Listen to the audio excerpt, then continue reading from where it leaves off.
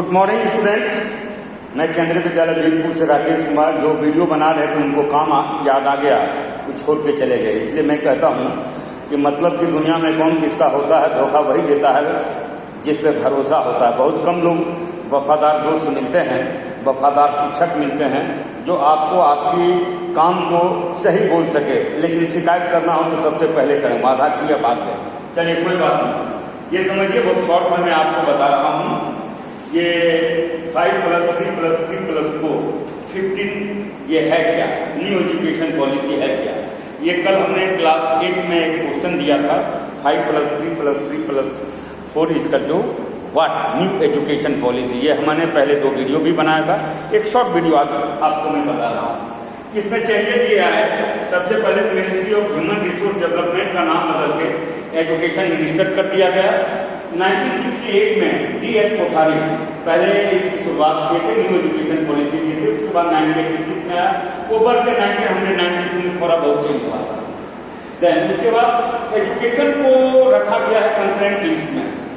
Indian constitution में जब जाइएगा, दी the people of India having solemnly India resolve to constitute India, तो ये 84 शब्द हैं। इसमें एक यूनियन लिस्ट आता है, एक स्टेट लिस्ट आता है, कंकरेंट लिस्ट आता है। यूनियन लिस्ट पर बनाने का पावर है सेंट्रल गवर्नमेंट को, स्टेट लिस्ट पर केवल राज्य सरकार को। तीसरा आता है कंकरेंट लिस्ट।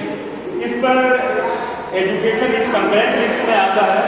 इसमें सेंट्रल गवर्नमेंट और स्टेट गवर्नमेंट दोनों को कानून बनाने का अधिकार है। इसलिए आप देखिएगा कि किसी राज्य में या न्यू एजुकेशन पॉलिसी जल्दी से अडॉप्ट करके आगे बढ़ा दिया, कोई धीरे धीरे इस पर काम करना, लेकिन काम करना सबको है। ये 34 ईयर्स के बाद इसमें चेंज आया। गांव के लेवल में जाएगा तो आंगनबाड़ी प्लस स्कूल एजुकेशन आ जाता है। 10+2 यानी 12 साल। पहले भी वही था, आज भी वही है, कोई उसमें अंतर नहीं आया, कोई उसमें बदलाव नहीं आया। यहाँ पर समझिए, ये 4 स्टेट में बांटा गया है। ये न्यू एजुकेशन पॉलिसी 5+3+3+4 4 स्टेज में है। सबसे पहला foundation course, second preparatory course, तीसरा मिडिल स्टेज और चौथा सेकेंडरी स्टेज। पहला जो फाउंडेशन कोर्स जो आता है, यहाँ समझिए ये सबसे ज्यादा जरूरी है, यहीं पर कंफ्यूजन आता है। इसलिए हमने लिख दिया है चारों में गोला बना के, 1-2 क्लास के लिए फाउंडेशन कोर्स, 3-4 क्लास के लिए प्रिपरेटरी कोर्स, 6-7-8 क्लास के लिए मिडिल स्टेज, क्लास 9, 10, 11, 12 के लिए सेकेंडरी स्टेज। उसके बाद हमने ट्रेनर दिया है 1 और 2 में है क्या, यानी अब बच्चा 3 साल में चला जाएगा स्कूल। जब बच्चा स्कूल चला जाएगा तो वहीं पर ड्राइंग करेगा, पेंटिंग करेगा, खेलेगा, कूदेगा, यानी स्कूल से उसको लगाव रखना है, स्कूल से दूर नहीं करना है। ऐसे बच्चा स्कूल जाने के नाम पर रोने लगता है, सवेरे से सो के उठेगा ठीक रहेगा, स्कूल जाने का समय होगा 8 बजे बस रोना धोना स्टार्ट, पेट खराब है, तबीयत खराब है, बीमारी का। छोटा बच्चा भी आजकल ट्रेंड हो गया है, बड़ा बच्चा को तो छोड़िए, वो तो सुपर ट्रेंड है। तो वो 3 साल में ही बच्चे को स्कूल डाल देना, वहाँ जाके वो ड्राइंग करेगा, पेंटिंग करेगा, और बच्चे को बताया जाएगा कि अब आपको एग्जाम नहीं देना है ताकि स्कूल में आप जाएं। उसके बाद आइए, ये 3 साल यहाँ खत्म हो गया, 3 साल खत्म। अब उसके बाद खेलते खेलते वो पहुंच जाएगा क्लास 1 में और 2 में, और वहां पर जो है एग्जाम स्टार्ट होगा। इसलिए 3+2 याद रखिएगा, 3 साल तक को एग्जाम, 3 साल के बाद क्लास 1 और 2 में एग्जाम की शुरुआत होगी। बच्चा खेलते खेलते पहुंच जाएगा, इसलिए इसको माना गया 3+2=5, यानी फाउंडेशन कोर्स। अब आइए उसके बाद आता है ये 3 क्या है। ये 3 का मतलब हुआ क्लास 3, 4, 5, 5 साल उधर। अब 3 का मतलब क्लास 3, 4, 5।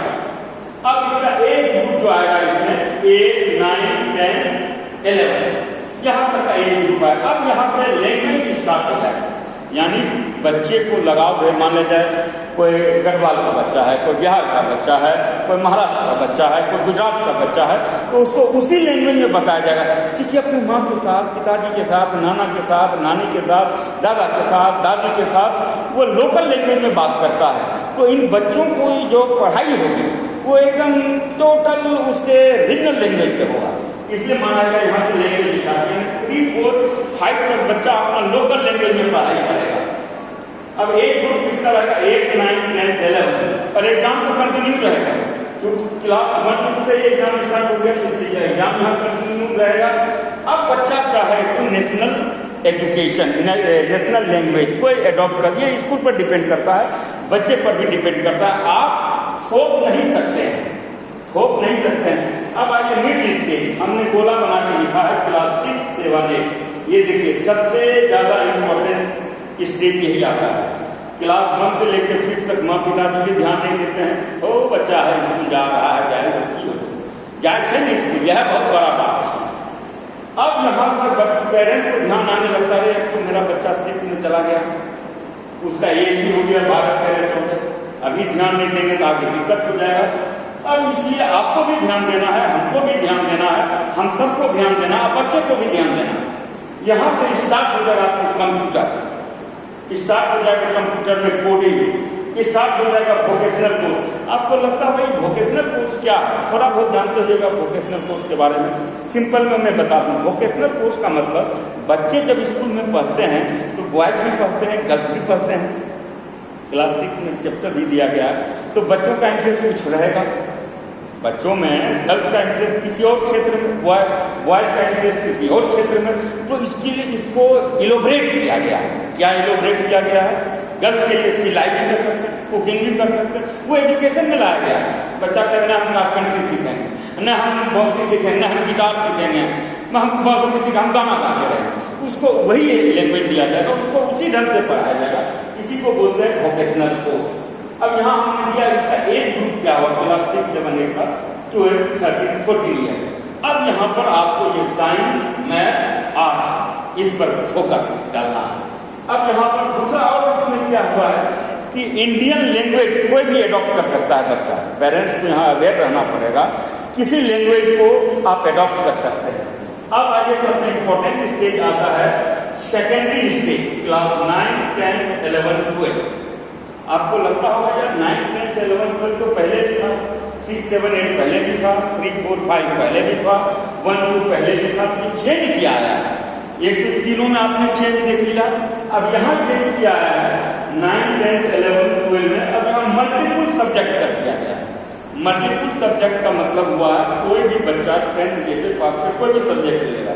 अब पहले वाला सिस्टम नहीं रहा, PCM फिजिक्स, केमिस्ट्री, मैथ लिए।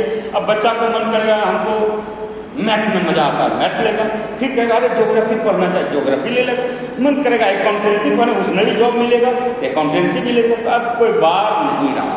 ये न्यू एजुकेशन पॉलिसी की एक जबरदस्त कि अब बच्चों को उसकी इच्छा के अनुसार अपना फ्यूचर चुनने के लिए सब्जेक्ट का वो बार नहीं रहेगा, वो कुछ भी वहीं से लेना स्टार्ट करेगा, एडॉप्ट करेगा, पढ़ना स्टार्ट करेगा, सीखेगा।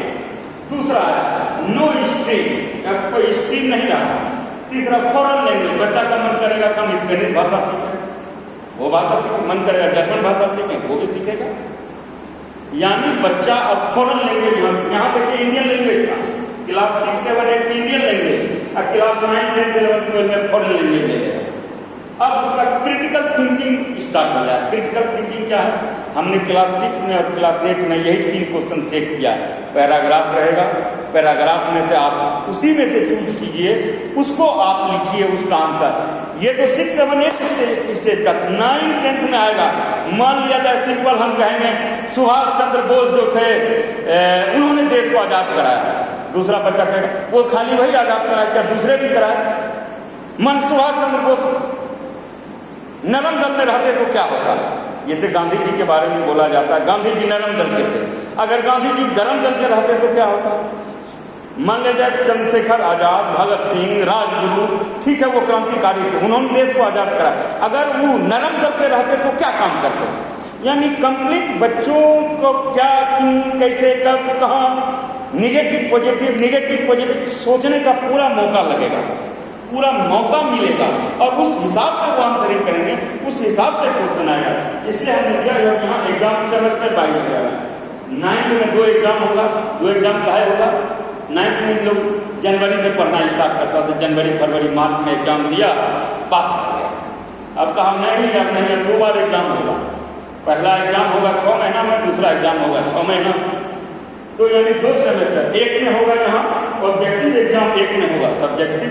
वही आप 10th में वहाँ भी 2 एग्जाम होगा, एक में ऑब्जेक्टिव एक में सब्जेक्टिव। वही हाल 11th में, वही हाल 12th में। लास्ट ईयर हमने अपने स्कूल में शुरुआत की थी आर्टिफिशियल इंटेलिजेंस की, तो जो बच्चे हैं डाटा एंट्री को, आर्टिफिशियल लैंग्वेज, ये सब जरूर पढ़िएगा। आने वाले फ्यूचर में अगर नौकरी प्राप्त करना हो तो। ये था हमारा शॉर्ट का 5+3+3+4। हमने भरसक आपको प्रयास किया बताने का। ये देखिए जीडीपी हमने इसलिए लिखा है कि अब जीडीपी का मतलब होता है ग्रॉस डोमेस्टिक प्रोडक्ट, 6% दे दिया जाएगा। उसके बाद हमने लिखा है स्कूल फी। इस स्कूल फी का मतलब है अब सरकार तय करेगी किस कैटेगरी के स्कूल का कितना फी रहेगा। ये फाउंडेशन कोर्स क्लास 1 बताया, क्लास 2 बताया, 3 साल ये है, 2 साल एग्जाम होगा, यानी क्लास 1-2 में एग्जाम होगा, और उसके पहले 3 साल तक बच्चा जाएगा, कोई एग्जाम नहीं होगा। यानी 4 स्टेज है, एक फाउंडेशन कोर्स, दूसरा प्रिपरेटरी कोर्स, तीसरा मिडिल स्टेज, चौथा सेकेंडरी स्टेज। फाउंडेशन कोर्स में क्लास 1-2, प्रिपरेटरी कोर्स में क्लास 3, 4, 5, मिडिल स्टेज में क्लास 6, 7, 8, सेकेंडरी स्टेज में क्लास 9, 10, 11, 12। आप जो भी पेरेंट्स हैं, जो भी जिनका बच्चा जिस क्लास में पढ़ता है, जो हो गया उसको भूल जाइए। अब आगे क्या करना है उस हिसाब से सोच के रखिए, क्योंकि हल्का फुल्का पढ़ाई पढ़ने से काम अब नहीं चलेगा। अब आपको पढ़ना पड़ेगा, पढ़ाना पड़ेगा, ध्यान देना पड़ेगा। लोग इतने सतर्क हो गए हैं, लोग इतने जागरूक हो गए हैं, बच्चे इतने ट्रेंड हो गए हैं कि आपको उस हिसाब से अगर नहीं चलिएगा तो फिर आपको फ्यूचर में जो है बहुत अच्छा रिजल्ट नहीं मिलेगा। रिजल्ट भी लेना है, जॉब भी लेना है, ये बहुत लाजवाब, ये कि बेहतरीन 5+3+3+4 या सिंपल ये 5, मतलब ये हो गया 5, 3+2 5 साल, ये है 3, ये हो गया क्लास 3, 4, 5 3 साल, ये हो गया क्लास 6, 7, 8, ये 3 हो गया, ये हो गया 9, 10, 11, 12, ये हो गया 4 साल। यानी अभी भी 12 ही है, 12 ही साल है। देखने में लगता है 5+3+3+4 = 15, इसलिए हमने लिखा क्या, क्यों, कैसे, क्या क्या क्या। ये प्रिपरेटरी कोर्स है, यहाँ लैंग्वेज हमने बताया आपको, एग्जाम कंटिन्यू बताया, नेशनल और रीजनल लैंग्वेज ले सकता है। ये मिडिल स्टेज हमने आपको बताया था, जिसमें कल क्वेश्चन भी सेट किया था। यहाँ कंप्यूटर स्टार्ट होगा, कोडिंग स्टार्ट होगा, वोकेशनल कोर्स होगा, कुकिंग भी होगा, सिलाई भी होगा, science math arts stream start. यहाँ पर बच्चा इंडियन लैंग्वेज ले सकता है, और सबसे इंपॉर्टेंट आ जाता है 9, 10, 11, 12 मल्टीपल सब्जेक्ट ले सकते हैं, नो स्ट्रीम, और उसमें फॉरेन लैंग्वेज बच्चा ले सकता है। क्रिटिकल थिंकिंग की स्टार्ट होगा, और एग्जाम सेमेस्टर वाइज होगा, एक OBSUB यानी ऑब्जेक्टिव और सब्जेक्टिव। 2030 तक पूरा प्लानिंग का है, 2035 तक सबको दायरे में लाना है, 2040 तक में इसको एकदम अप टू डेट कर लेना है। ये याद रखिएगा। पहले क्या होता था कि कहीं सुने हैं कि बच्चा +2 करता था तो उसके बाद वो यूनिवर्सिटी में पढ़ता था। मान लिया जाए कि ये मद्रास यूनिवर्सिटी है, कलकत्ता यूनिवर्सिटी है, पटना यूनिवर्सिटी है, 2 तक बात खत्म। अब उसमें भी चेंज आएगा। अभी देखिए NCERT क्या सब्जेक्ट का करिकुलम फिर निकालता है, फिर इसमें भी सुधार होगा। लेकिन कुल मिला के बहुत ही अच्छी चीज़, और जितना जल्दी आप इसको एडॉप्ट कर लीजिए, जितना जल्दी आप सीख लीजिए, उतने आपके बच्चे को बेनिफिट आएगा। Wish you all the best. मैं राकेश कुमार, केंद्रीय विद्यालय बीरपुर, देहरादून, क्लास 6A का क्लास टीचर, सेशन 2021-22। ये हमारा क्लासरूम है। इस क्लासरूम को आप देख लीजिए। ये यहाँ पर बच्चों ने बना के लिखा था। हम टाइम टू टाइम सिलेबस भी दे देते हैं। ये क्लास 6 का पूरा सिलेबस है। एनुअल जनवरी, फरवरी, मार्च, अप्रैल, मई, जून, जुलाई, अगस्त, सितंबर, अक्टूबर, नवंबर, दिसंबर। हमने इसका भी वीडियो बना के देखा है। अगर मौका लगे तो वीडियो देखिएगा, नहीं तो जैसे हमारा वीडियो का जाता है, गाना लोग सुनता है, बस उसको पास कर देता है। तो साल भर इसी तरह पास करते रह जाइएगा। आप भी पास होते रहिएगा, हम भी पास करते रहेंगे। Wish you all the best.